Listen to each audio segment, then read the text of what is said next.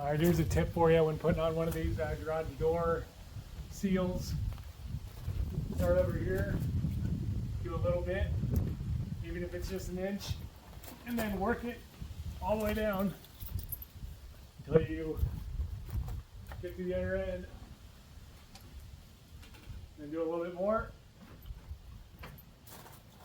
and then work it all the way down.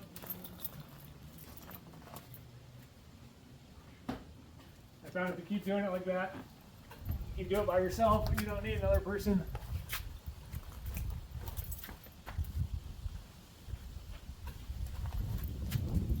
I also sprayed some lubricant, dry lube with Teflon. I don't know if this is better, the greasier type stuff like WD-40 I was worried about because it'll break down the rubber.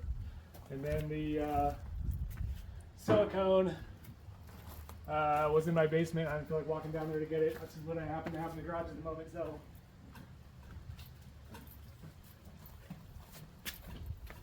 anyways, it seems to be working. So just move it an inch and then drag your gains all the way down. The other thing I have that helps is I set up 2 coat hangers, because if you have an extra set of hands, you can have someone standing here feeding it in. But I don't have an extra set of hands, so I created some artificial hands so that holds it so it's not flopping down right there at a bit downward angle. So this helps it feed into the channel. All right, last tip that I figured out. Get a clamp it maybe 4 inches from where you're gonna pull, and that will keep the, especially when you get to the end, because the hanger was no longer doing it.